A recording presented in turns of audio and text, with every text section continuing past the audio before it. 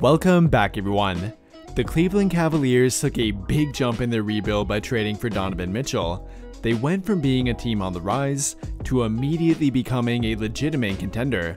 However, I think we all thought it would take a bit longer to see that from them. Even with an early injury to Darius Garland though, the Cavaliers have wasted no time proving their potential. Right now, they have the second best record in both the Eastern Conference and within the entire NBA, only trailing the undefeated Milwaukee Bucks.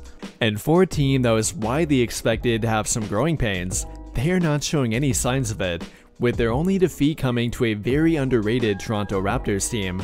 And then for their wins, they have beaten one very noteworthy opponent, coming off back-to-back victories over Boston last week, the reigning Eastern Conference champions. Now, we definitely have a long ways to go yet, but the Cleveland Cavaliers are looking dangerous, and in today's video, we're going to break down how they've been able to do it, who's been contributing most to it, and what their ceiling might be as well. Before we do that though, I would genuinely appreciate it if you could take a brief moment to drop a like, subscribe to the channel if you have not already, and hit that notification bell to never miss out when I upload a video. Without further ado though, let's dive right into it, and we'll begin by looking at their team as a whole. They are one of only 3 teams with both a top 8 offense and defense, with them currently being the 7th overall rated offense, and then the 2nd overall rated defense through 9 games. Or if you want to look at that through net rating, they're actually the highest overall rated team, which really tells you about their two-way ability. No matter what way you want to look at them though, whether it be on offense, defense, or even through rebounding, they're a very solid group, and one that does not have a glaring weakness. I know a lot has been made of their offense, but I've been more impressed with their defense. They were great on defense last season, but many thought they might decline with the addition of Donovan Mitchell, along with Caris LeVert being added to their starting lineup. Neither of them are known for their defense, and then Darius Garland really is not either. That would be filling their starting lineup with 3 below average defenders, which would theoretically make any team decline on defense. And yet, they have not shown any signs of it. They are the 2nd overall rated defense coming off their win on Sunday, and it's definitely not a fluke either. They have found a way to get more defensive commitment from LeVert and Mitchell, and then Evan Mobley and Jared Allen are making the difference behind them. I mean, those two are the definition of a safety blanket. Between the two of them, they can cover a lot of ground on defense, and they're the ultimate scare tactic in regard to rim protection.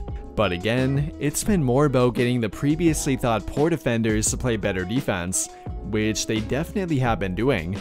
Now, I don't love looking at individual numbers on defense this early, but if you take a look at defensive win shares, Donovan Mitchell, Darius Garland, and Caris LeVert rank in the top 10. That is something I don't think anyone saw coming.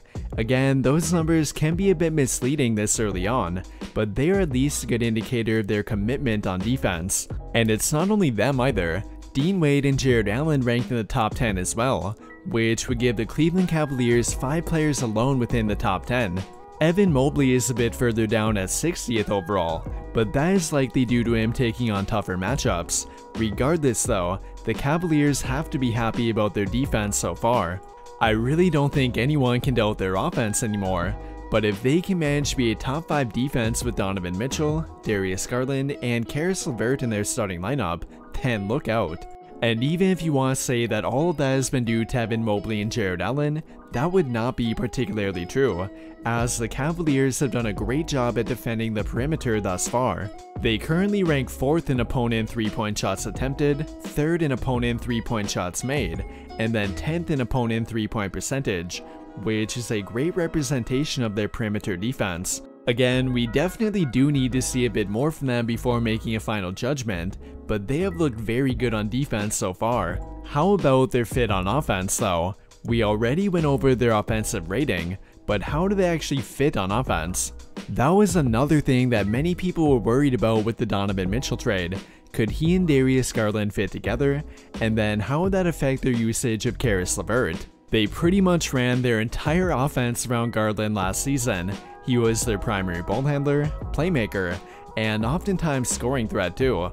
They tried to alleviate some of that burden by trading for Caris LeVert, but they never quite had time to figure it out, and now with the addition of Donovan Mitchell, they were adding yet another ball-dominant player. However, in the first full game that they played together, they showed no signs of being a poor fit, with Mitchell and Garland combining for 54 total points, and then LeVert adding an additional 15. Now, it definitely will be interesting to watch them over the course of 10 to 20 games, but if that game was an indication of their ability to play together, then they're off to a pretty damn good start.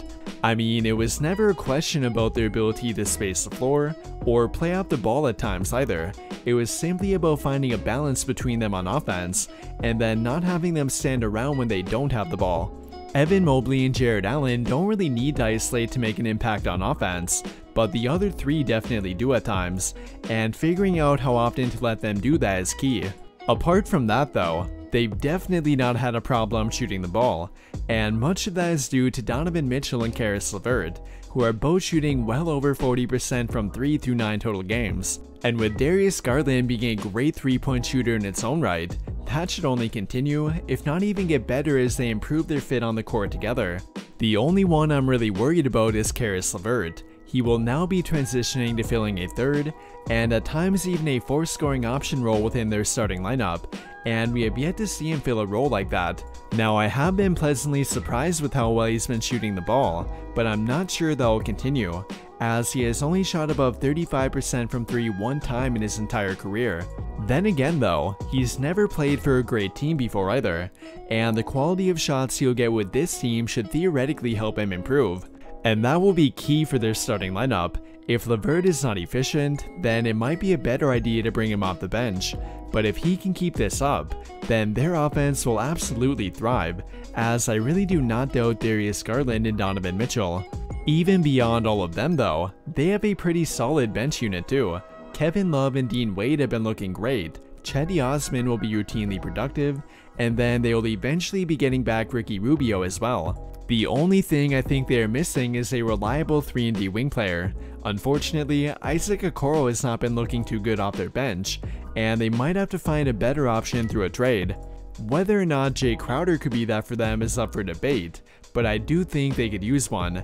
Again, they don't need all that much more, but one legit 3-and-D wing would help them.